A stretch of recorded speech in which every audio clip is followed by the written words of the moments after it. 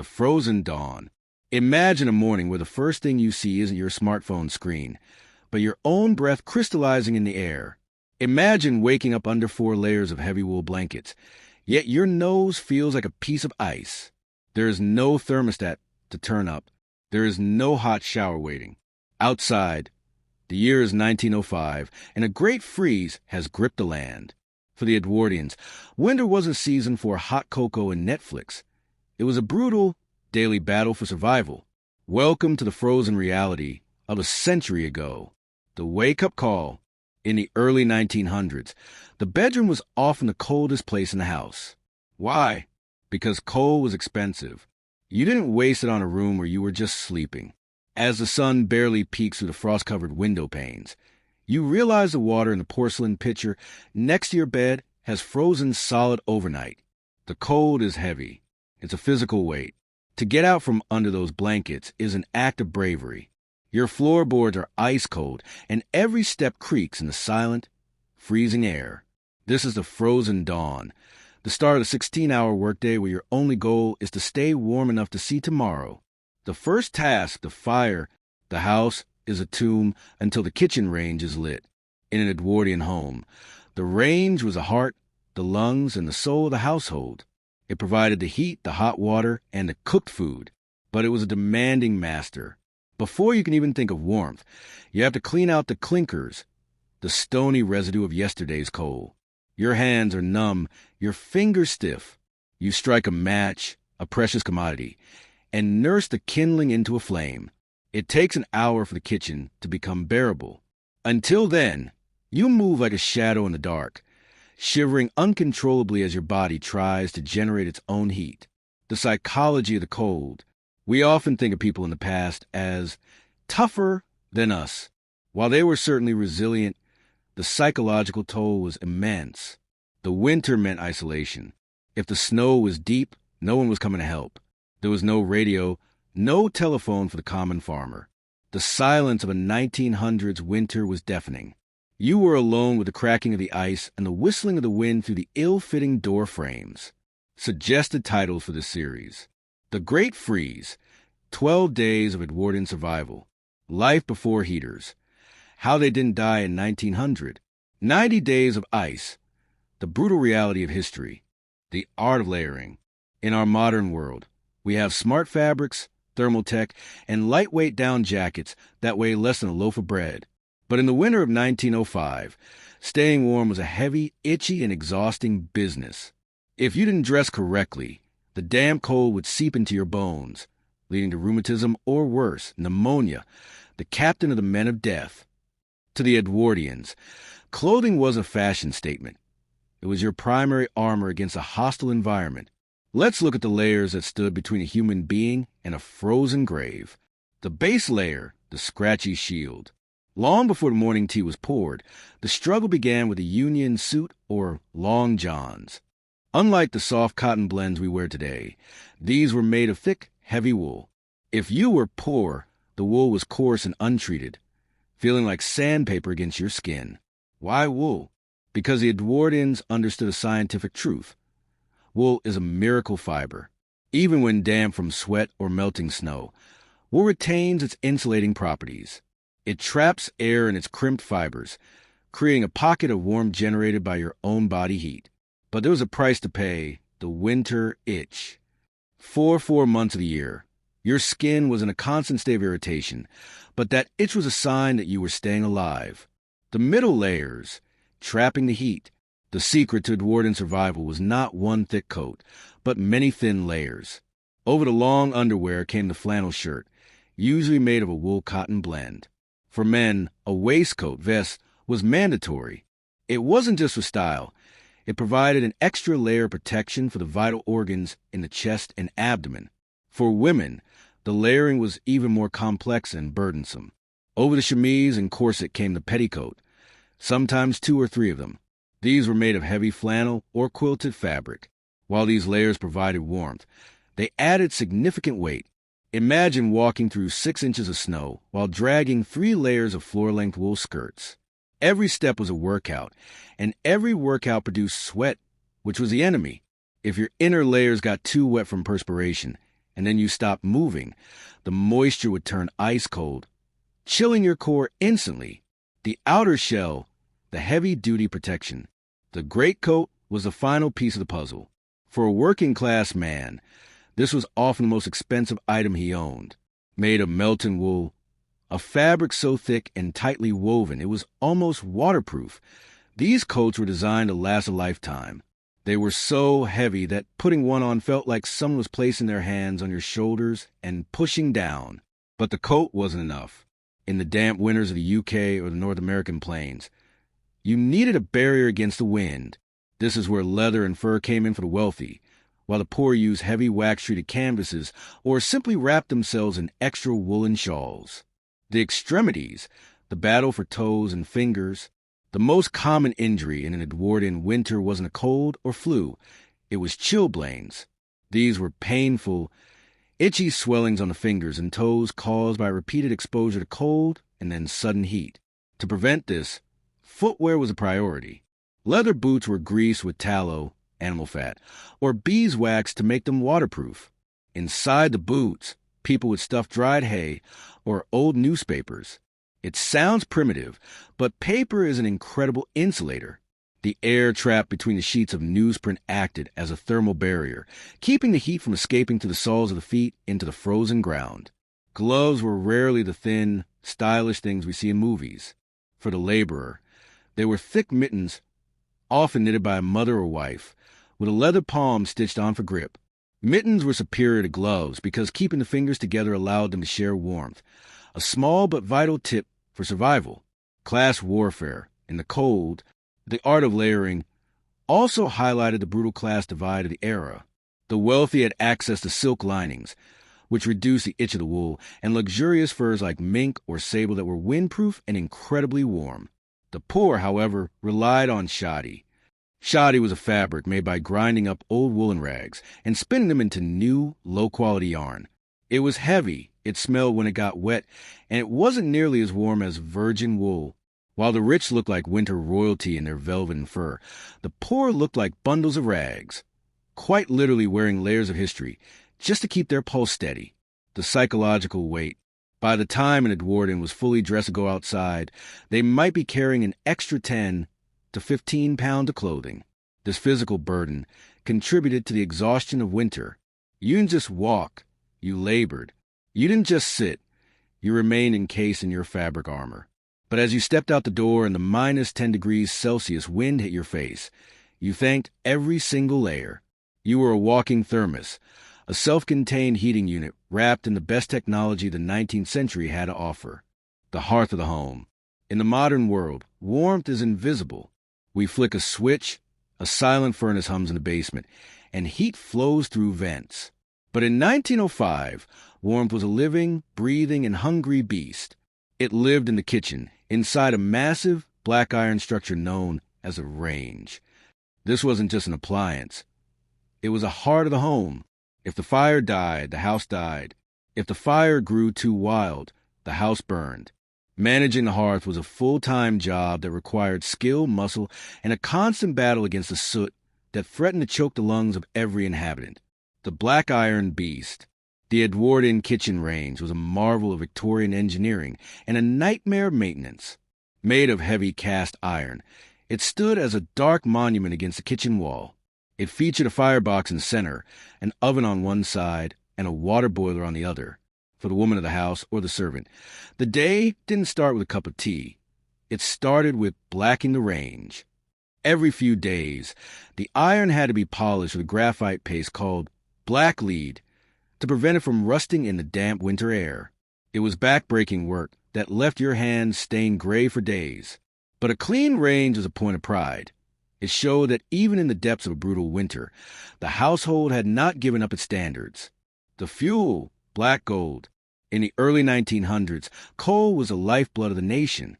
Thousands of men toiled deep underground to provide the black gold that kept the country from freezing. For a typical household, the arrival of the coal man was the most important event of the week.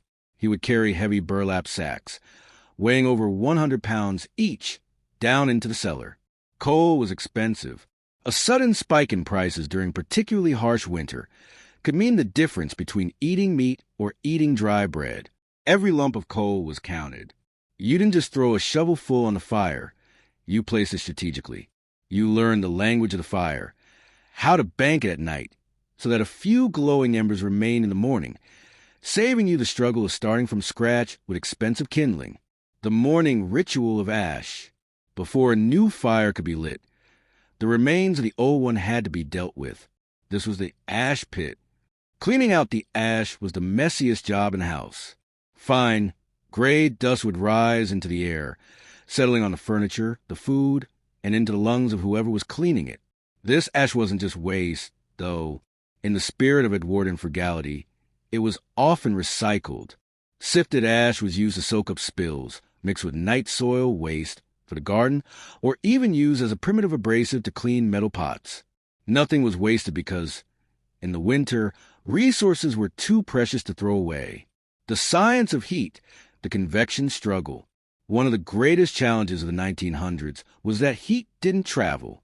The kitchen might be a sweltering 25 degrees Celsius, 77 degrees Fahrenheit because of the stove, but just 10 feet away in a hallway, the temperature dropped to near freezing.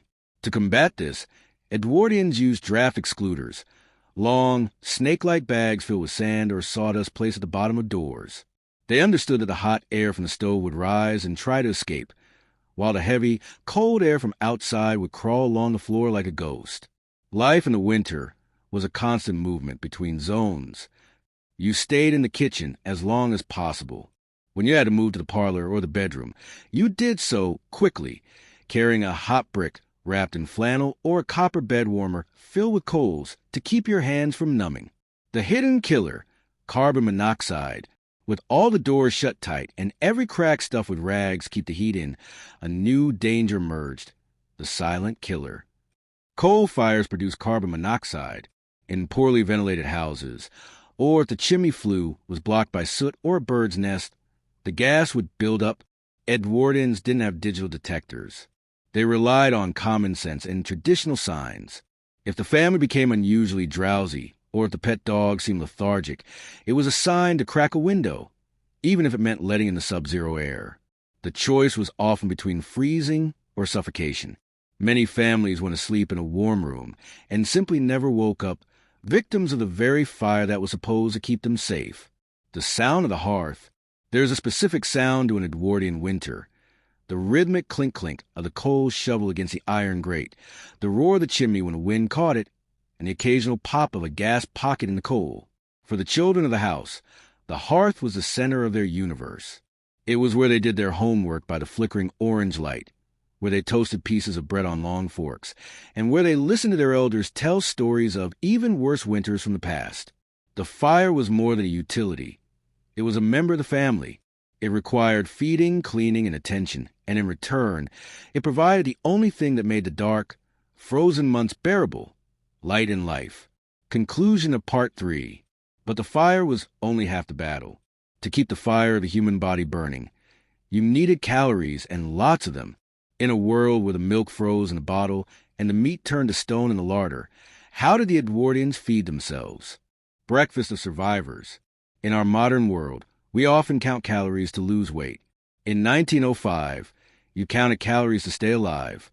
A body living in a house with no central heating, performing manual labor in sub-zero temperatures, burns energy at a terrifying rate.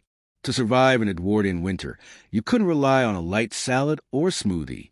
You needed fat. You needed sugar. You needed heavy food that would sit in your stomach like a hot coal. Today, we explore the survival diet, the high-calorie fuel that powered the 12-hour workdays of a frozen century. The frozen larder.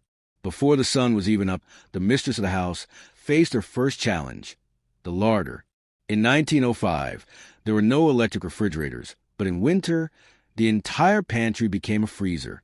This sounds convenient, but it was a nightmare. The milk didn't just get cold. It expanded as it froze, often pushing the cardboard cap off the bottle or cracking the glass. The butter was as hard as a brick, requiring it to be placed near the stove for 30 minutes before it was even spreadable. Worst of all was the meat. If you had a joint of beef or a ham hanging in the larder, it would be frozen solid. Cutting it required a saw, not a knife. Every meal required hours of pre-thawing near the kitchen range. The Edwardian kitchen was a constant cycle of defrosting, boiling, and stewing. The morning porridge, the foundation, the cornerstone of the Edwardian winter breakfast was porridge, but not the thin, watery version we see today. This was steel-cut oats. Boil for hours until it reached a thick, glue-like consistency. It was seasoned with a pinch of salt and, if you could afford it, a dollop of golden syrup or heavy cream. Oats were the perfect survival food. They are complex carbohydrates that release energy slowly throughout the morning. For a schoolchild walking 3 miles through the snow or a laborer heading to the docks, that bowl of porridge was their internal furnace. It provided a steady stream of heat as the body digested the dense grains. The power of fat, lard and dripping. If porridge was a foundation, fat was a fuel. In the early 20th century, fat wasn't a dirty word. It was a lifesaver. The most common spread wasn't expensive butter, but dripping. This was a cold, congealed fat left over from roasting meat. A thick slice of toasted bread, spread heavily with beef dripping and sprinkled with salt and pepper, was a standard breakfast or snack. To our modern palates, it sounds unappealing, but to a person whose core temperature was dropping, that animal fat was pure gold. It provided the dense calories needed to maintain thermogenesis, the process by which the body generates heat. Without adequate fat intake, the body would begin to shiver uncontrollably within hours of stepping outside, leading to rapid exhaustion. The tea ritual, liquid warmth. No Edwardian morning was complete without tea, but in winter, tea served a dual purpose. Yes, the caffeine provided a much-needed boost for the dark morning, but the primary function was internal heating. The tea was served scalding hot and loaded with sugar. Sugar was a quick-burning fuel, giving the body an immediate spike in energy to tackle the first chores of the day, like shoveling snow or carrying water. The warmth of the cup also served a practical purpose. It was a way to thaw out frozen fingers before putting on work gloves. In many working-class homes, the teapot stayed on the corner of the kitchen range all day long, being topped up with hot water and fresh leaves, acting as a communal station for quick warmth. The struggle for protein. While oats and fats were plenty, fresh protein was a luxury in the dead of winter. Most families relied on salt pork or bacon. This wasn't the thin, crispy bacon we know. It was thick, salt-cured slabs of fat with a streak of lean meat. The salt served two purposes. It preserved the meat without the need for ice, and it encouraged the body to retain water, which was strangely helpful in the dry, cold air of winter. Eggs were rare. Chickens often stop laying eggs when the days get short and the temperatures drop. If a family had eggs in January, they were likely water-glassed, an ancient method of preserving eggs by submerging them in a bucket of sodium silicate. These eggs would stay fresh for months, but they were treated like precious jewels, saved for the most grueling days or for the sick. The pudding culture, dinner, usually eaten at midday, was the largest meal. This is where the famous suet puddings came into play. Suet is the hard fat found around the kidneys of cows. Edwardians would mix this fat with flour and dried fruits like raisins to create spotted dick or suet dumplings. These puddings were steamed for hours. They were incredibly dense and heavy. A single serving could contain 800 to 1,000 calories. This was a slow burn, fuel that would get a worker through the freezing afternoon until the sun went down. Conclusion of Part 4. The Edwardian winter diet was a masterpiece of survival. It was built on the understanding that the body is an engine, and an engine cannot run without fuel. They ate with a purpose, to stay warm, to stay strong, and to stay alive. But what happens when you finish your meal and realize there is no water left to wash the dishes? Or worse, no water to drink? In our next part, we look at the most basic necessity of life and how it turned into a frozen nightmare. Water and ice. In the 21st century, we take water for granted. We turn a handle, and an endless stream of clean, temperature-controlled water appears. But in the winter of 1905, water was a stubborn, frozen enemy. In the Edwardian era, if you want a glass of water or a pot for tea, you didn't just turn a tap, you often had to fight for it with an axe. Today, we explore the frozen grid, the era where the most basic necessity of life could disappear overnight, trapped inside pipes of lead and wells of stone. The sound of the axe, the morning break, for the millions of people living in rural areas or small villages, water came from an outdoor pump or communal well. On a morning where the temperature had plummeted to minus 15 degrees Celsius, the scene at the village pump was one of communal struggle. The prime of the pump would have frozen solid. To get the water flowing, you had to perform a ritual. First, you brought out a kettle of boiling water, precious water saved from the night before, and poured it slowly over the iron neck of the pump. You waited for the ice to crack and melt within the mechanism. Only then could you begin the heavy, rhythmic pumping, and you had to be fast. If you pumped too slowly, the water would freeze again before it even hit your bucket. The sound of metal clanking and ice shattering was a true alarm clock of the Edwardian countryside, the nightmare of indoor plumbing. In the cities, modern plumbing was beginning to take hold, but it was primitive and ill-prepared for a deep freeze.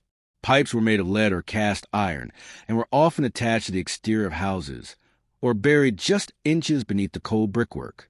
When water freezes, it expands. In the winter of 1905, the sound of a thump followed by a hiss was the sound of catastrophe. A burst pipe didn't just mean no water. It meant that when the thaw finally came, your home would be flooded with freezing, muddy water. To prevent this, Edwardians would leave their taps dripping all night. They knew that moving water is harder to freeze than standing water. However, this led to a secondary problem.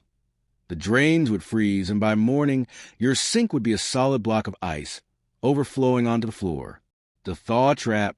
If your pipes did freeze, the methods for thawing them were terrifyingly dangerous.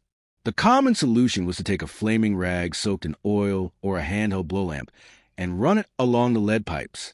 In a house filled with wooden beams, hay-filled mattresses, and coal dust, this was a recipe for a house fire.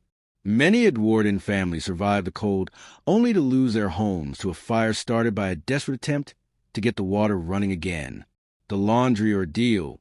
If obtaining water for drinking was hard, obtaining water for cleaning was an Olympian feat. Wash day in the winter was a multi-day battle. You needed gallons of water to wash the heavy woolen layers we discussed in Part 2. This meant hauling dozens of buckets from the pump, heating them on the kitchen range, which took hours, and then scrubbing the clothes by hand. The real heartbreak came when it was time to dry the clothes. You couldn't hang them outside. They would simply freeze into wooden shapes. A shirt hung on a line in 1905, it would become a flat, frozen board in minutes. If you tried to fold it, the fibers would snap. Most families had to hang their wet laundry on clothes horses inside the kitchen. This turned the only warm room in the house into a damp, humid, and claustrophobic jungle, with a smell of wet wool and coal smoke mixed into a thick, suffocating air. The harvest of ice. While the average person struggled with ice, for some, the ice was a crop. Before the invention of electric refrigeration, ice was harvested from ponds and rivers. Men with long, jagged saws would venture onto frozen lakes, cutting massive blocks of ice that were 2 feet thick. These blocks were hauled by horse-drawn sleds to ice houses, deep underground pits lined with straw and sawdust. Remarkably, if the blocks were packed tightly enough, the ice would stay frozen all the way through the following summer.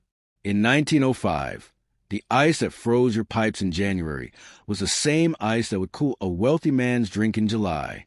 The ice harvesters were the unsung heroes of the winter, working in the most dangerous conditions, often falling through thin ice just to secure this frozen commodity. Hygiene and the sponge reality. Because water was so difficult to transport and heat, full-body baths were rare in the winter. Most people practiced the sponge bath. You would stand in front of the kitchen fire with a small basin of warm water and a rag, washing one section of your body at a time, while the rest of you shivered in the cold air. This lack of water usage wasn't just about laziness. It was about survival. Every drop of water used for washing was a drop of water that had to be hauled, heated, and paid for in coal. In the hierarchy of winter needs, thirst and warmth always sat higher than cleanliness. Conclusion of Part 5. As the sun began to set at 4 p.m., the struggle for water would pause, but the struggle for work continued. For the Edwardian man, the frozen world wasn't just a home, it was a workplace. Whether you were a farmer, a dock worker, or a postman, the ice didn't mean a snow day. It meant your job just got 10 times harder. Out in the element. In our era, a heavy snowstorm often means a remote work day or a canceled school bus. But in 1905, the world did not stop for the snow. There were no snowplows, no salted roads, and no heated cabins and trucks. If you were a laborer, a farmer, or a postman, the Great Freeze wasn't an excuse to stay inside. It was a challenge that tested the very limits of human endurance. To stay home was to lose your wages, and to lose your wages was to starve. Today, we step outside the home and into the brutal reality of the Edwardian outdoor workspace. The silent streets. The first thing you would notice about a 1900s winter morning was the sound, or rather, the lack of it. Snow acts as a natural acoustic insulator, but the silence was also due to the lack of machinery. The only sounds were the crunch-crunch of heavy boots on packed ice and the rhythmic jingle of horse harnesses. The roads were treacherous. In the cities, the mixture of snow, horse manure, and coal secreted a slippery, black slush known as clutch. Walking through it was an exercise in balance. If you fell, you didn't just get wet. You were covered in the filthy remains of the city's industrial waste. For the street sweepers, their job became a nightmare of moving heavy, frozen piles of this sludge just to keep the main thoroughfares open for the horse-drawn omnibuses. The burden of the horse. In 1905, the world ran on horsepower, literally. Horses were the engines of the economy, and in the winter, they suffered more than the humans. A horse slipping on the ice was a catastrophe. If a horse broke a leg, it was usually a death sentence for the animal and a financial disaster for the owner. To combat the ice, blacksmiths were kept busy day and night fitting frost nails or caulkins to horseshoes. These were sharp metal studs that acted like cleats, digging into the ice to provide grip. But even with these, the effort of pulling a heavy load through the snow was immense. You would see horses with steam rising from their bodies like locomotives, their breath forming thick icicles on their muzzles. The horse watering troughs became frozen blocks, and kind owners would carry buckets of warm mash and ale to keep their animals' internal temperatures up. Farming, the endless chore. For the farmer, winter was not a time of rest. While the crops were dormant, the livestock were in constant danger. Sheep could easily become snowed in, trapped in drifts where they would suffocate or freeze, if not found quickly. Farmers had to trek miles through waist-deep snow, often carrying a long pole to poke into drifts, looking for the steam holes created by a buried sheep's breath. Feeding the cattle was a grueling physical labor. Frozen hay had to be pitched, and as we discuss in Part 5, the water supply was a constant battle. The farmer's hands were a map of his struggle. Cracked skin, hacked sores from the cold, and permanent frost-nipped fingertips. There were no waterproof Gore-Tex gloves.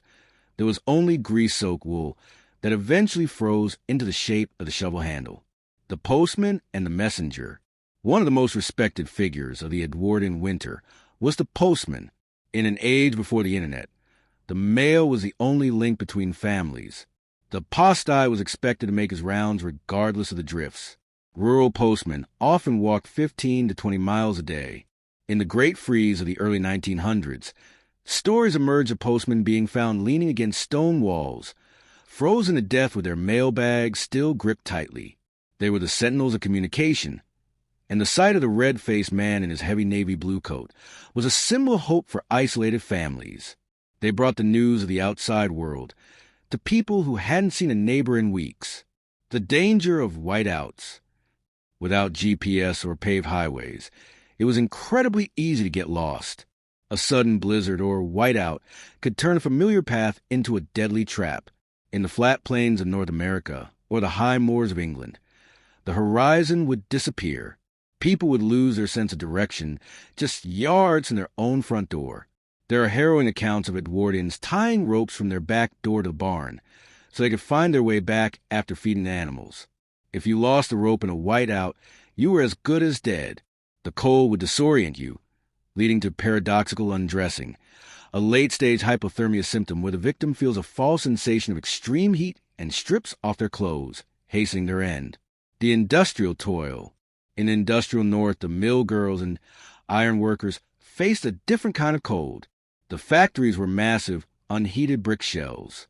While the machinery generated some heat, the drafts were lethal. Workers would wrap their feet in burlap sacks and grease, their skin with tallow, to create a barrier against the freezing dampness. The transition from the scorching heat of a blast furnace to the sub-zero air outside caused shivers so violent they could break teeth. Conclusion of Part 6. By midday, the outdoor worker was exhausted, damp, and hungry. The art of layering, we spoke of in Part 2, was now a heavy, wet burden. But as the pale winter sun began to dip toward the horizon, often as early as 3:30 p.m., a new fear set in. It wasn't just the cold anymore. It was the dark. In our next part, we look at the most vulnerable members of the society, the children and the elderly, and how they survived the nights when the mercury dropped to levels that modern thermometers would struggle to measure. The vulnerable. In the winter of 1905, the survival of the fittest wasn't just a theory, it was a nightly reality. While a healthy adult might endure a night in a freezing room with nothing but shiver, for the very young and the very old, the cold was a silent predator. In an era before antibiotics, a simple chest cold in December could become a funeral in January. Today, we look at the quiet, desperate measures taken to protect the vulnerable, those whose internal fires weren't strong enough to fight the great freeze on their own. The nursery, a battle for breath. In the Edwardian home, the nursery was often tucked away in the attic or far corner, rooms that were the hardest to heat. For a mother, winter was a season of constant anxiety. Infant mortality rates spiked during the winter months. The main culprit wasn't just the temperature, but croup and bronchitis. The air in these homes was incredibly dry because of the coal fires, which irritated tiny lungs.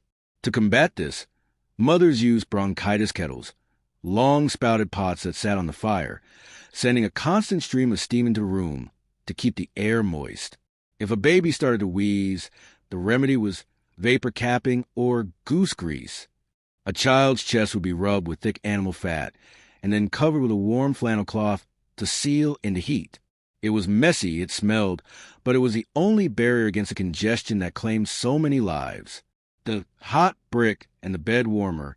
Go to bed was the most dangerous time for the elderly. As the body ages, its ability to regulate temperature weakens. In a room where the temperature might drop to 2 degrees Celsius 35 degrees Fahrenheit, a senior citizen could easily slip into hypothermia while they slept. The solution was a range of preheating tools. The most common was the hot water bottle. But in 1905, these were made of heavy stoneware or ceramic, not rubber. They were effective but heavy. If you accidentally kicked one in your sleep, it was like being hit by a brick. For those who couldn't afford ceramic bottles, a literal brick was used. A brick would be placed in the oven of the kitchen range all evening until it was glowing with heat. It was then wrapped in multiple layers of old flannel or a thick wool sock and tucked into the bottom of the bed. This hot brick will provide a steady, radiating warmth for 6 to 8 hours, just enough to keep the blood flowing in elderly toes until morning sun rose. The old folk in the chimney corner. In the social hierarchy of the Edwardian winter, the elderly were given the place of honor, the chair closest of fire, known as the chimney corner. They would spend the entire day there, often wrapped in shoulder shawls and lap rugs. Movement was difficult. Arthritis and rheumatism were rampant, and the cold made joints feel like they were filled with broken glass. The elderly would often sit for hours, performing light chores like mending socks or peeling potatoes, staying as close to the coal stove as humanly possible. They were the keepers of memory, telling stories of the great snow of 1881 to the children, teaching the younger generation that while the current winter was bad, they had survived worse. School, the cold commute. For children, the struggle was a journey. Most children walked to school, regardless of the weather. There were no puffer jackets. Girls wore thin cotton stockings and woolen coats, while boys wore short trousers, even in winter, with long wool socks. The schoolhouse itself was often a drafty stone building with a single pot-bellied stove in the center. If you were lucky enough to sit in the front row, you were toasted.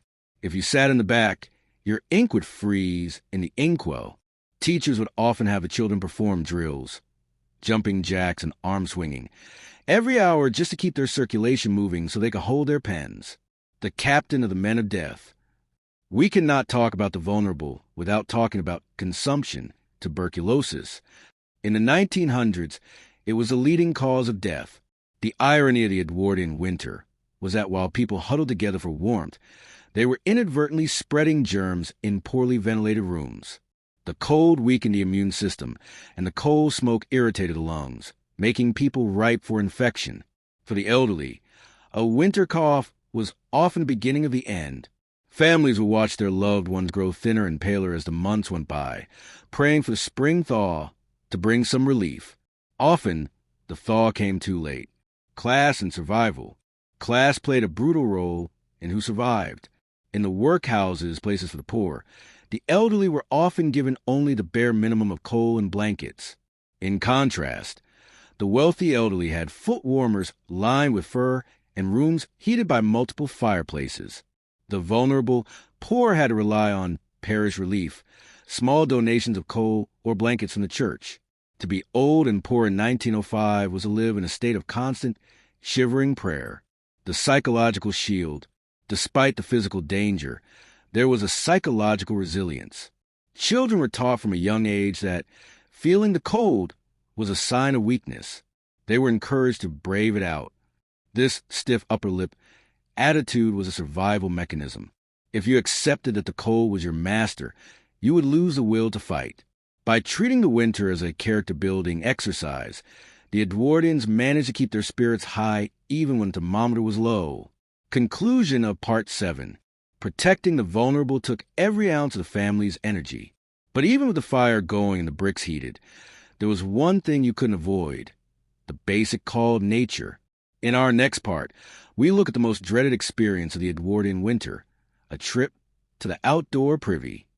Hygiene in the cold. We live in an age where the bathroom is a sanctuary, warm tiles, steaming showers, and indoor plumbing. But in 1905, for the vast majority of people, the bathroom was a drafty wooden shack at the end of the garden.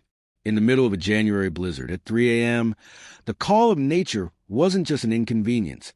It was an alpine expedition. Today, we dive into the shivering reality of Edwardian hygiene, a world of frozen toilets, the weekly bath, and the absolute struggle to stay civilized when the temperature is working against you. The dreaded outdoor privy. For the working class, indoor toilets were a rare luxury. Most homes had a privy or outhouse. This was a small wooden hut built over a deep pit or a removable bucket.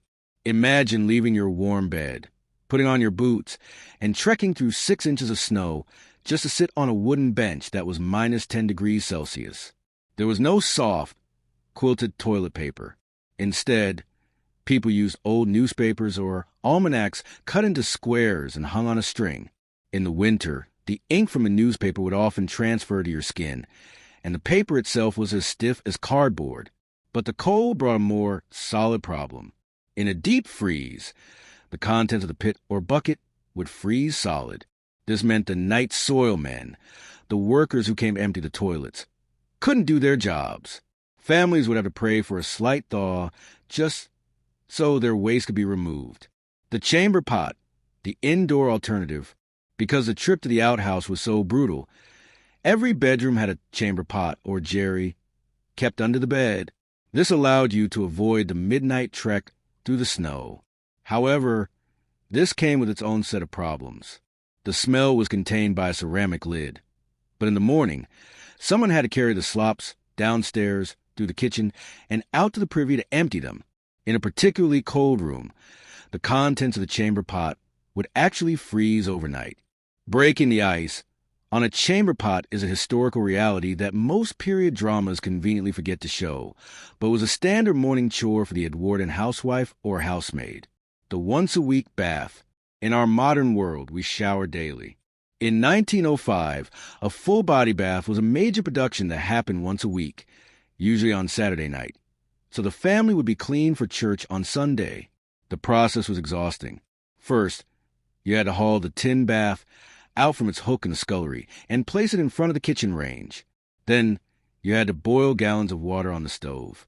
This took hours. Because coal and water were expensive, the family would share the same bath water. The father, as a breadwinner, usually went first, then the mother, and finally the children in order of age. By the time the youngest child got in, the water was gray, soapy, and lukewarm at best.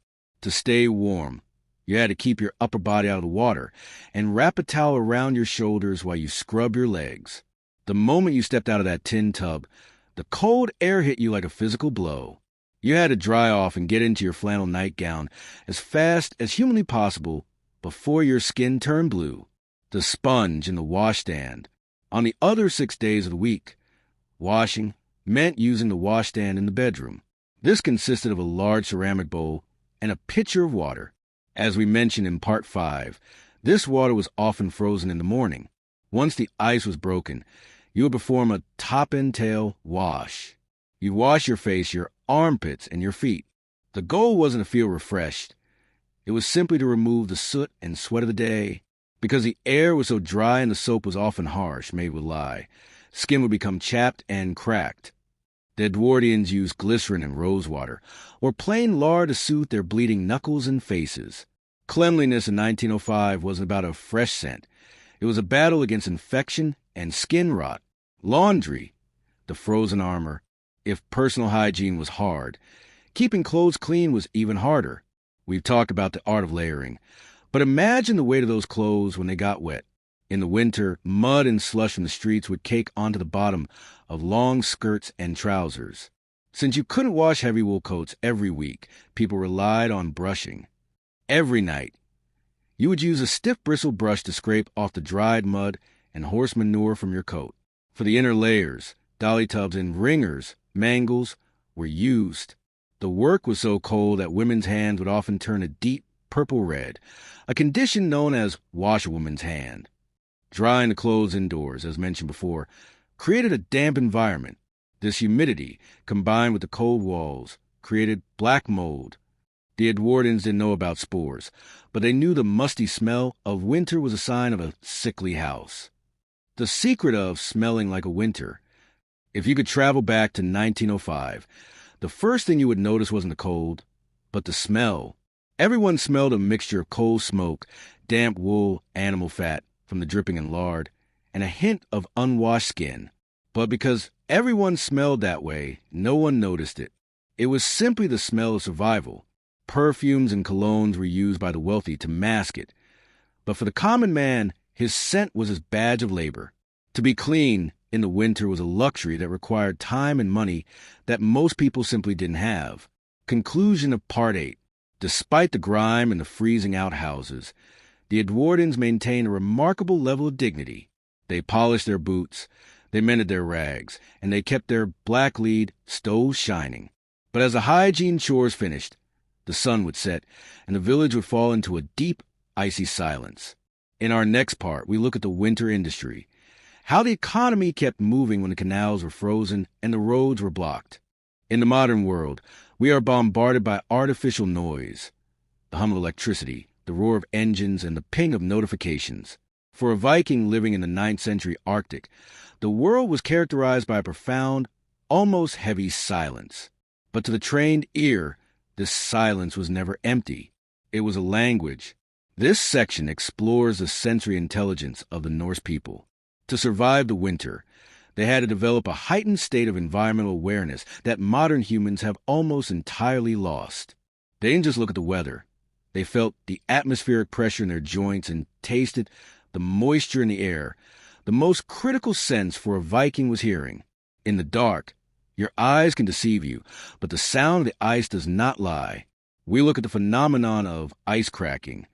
When temperatures drop rapidly, the ice on a fjord or lake contracts and shatters with sound like a gunshot.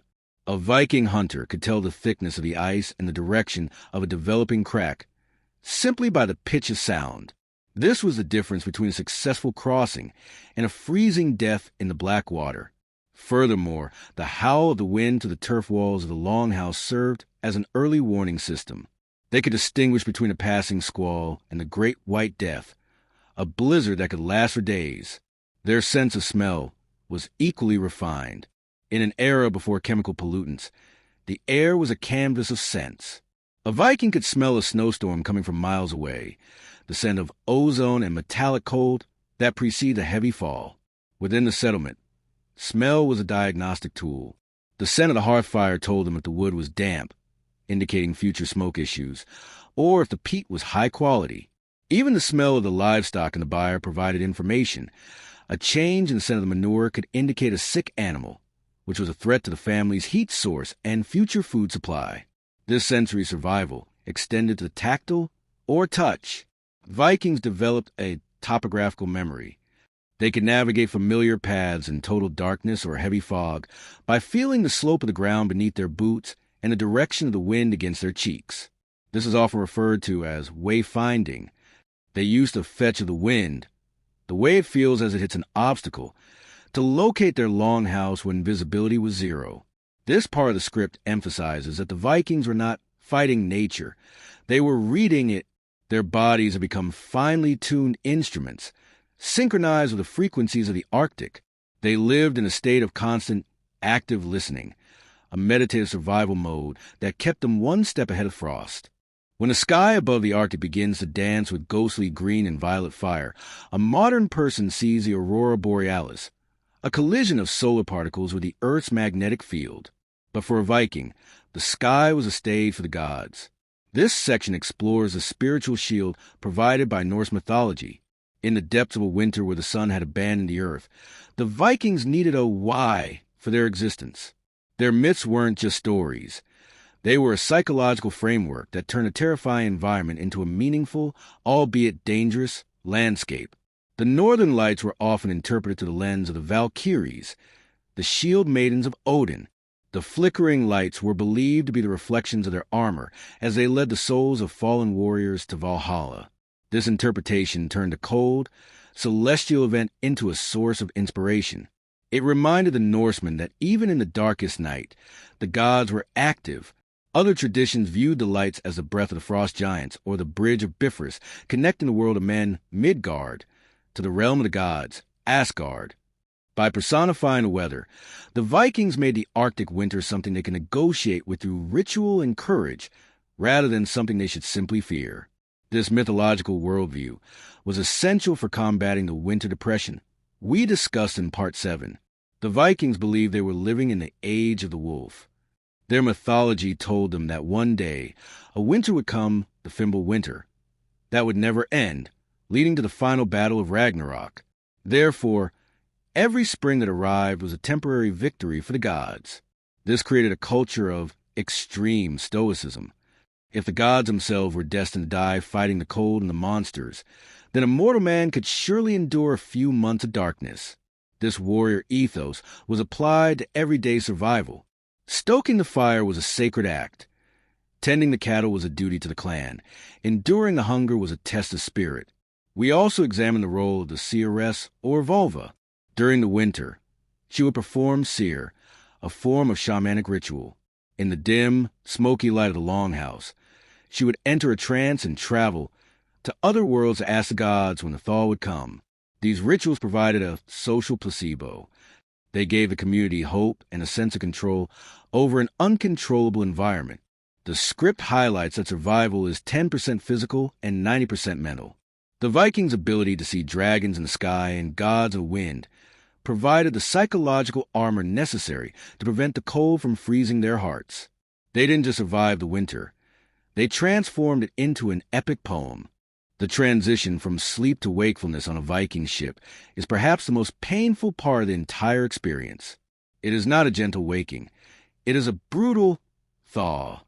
When the first gray light of dawn touches the deck, the night watchman moves through the rows of sleepers, kicking the soles of their boots. This is the wake call. As you pull your cloak back, the warmth you have spent 8 hours cultivating vanishes in a split second. The cold hits your damp skin like a physical lash. Your joints have frozen in place. The salt crust is dried in the hinges of your knees and elbows, making every movement crackle. You have to literally break the ice off your beard and the edges of your cloak. The first few minutes are a desperate struggle to regain circulation. Men stand up and begin a ritual of self-beating, slapping their arms against their chests and stomping their feet on the deck to force the blood back into their extremities. The pain of the hot aches begins, that agonizing stinging sensation when blood returns to frozen fingers. There is no coffee, no warm shower. There's only the slap of cold seawater on the face to shock the system into gear. You look at your comrades, and you see the same 1,000-yard stare in their eyes. They are gray, shivering, and covered in salt, yet they are alive. The ritual of the thaw is the moment the sailor reclaims his body from the numbing grip of the night. It is a daily rebirth that requires a level of mental toughness that modern humans can scarcely imagine.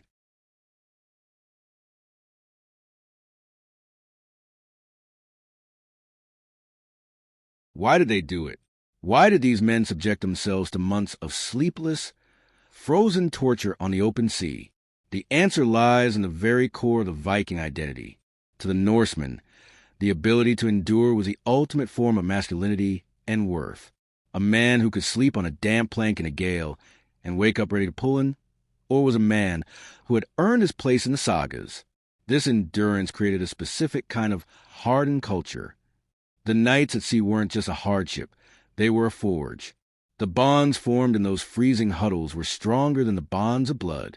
When they finally reached land, whether it was the shores of England, the fjord of Greenland, or the markets of Byzantium, they stepped off the ship as a singular, unbreakable unit. They had survived the unsurvivable.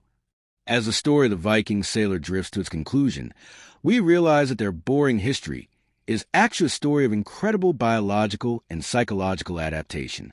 They didn't have fireplaces, but they had each other. They didn't have cabins, but they had the earth warmth of wool and the calorie fire of seal fat. Their sleep was a battle, and their waking was a victory. As you feel the weight of your own blankets tonight, take a moment to remember the men who slept on the edge of the world, rocked by the freezing Atlantic, proving that the human spirit can find rest even in the heart of a winter storm. Let the sound of the waves fade into your own breathing. The voyage is over. The ship is at rest. And now you can sleep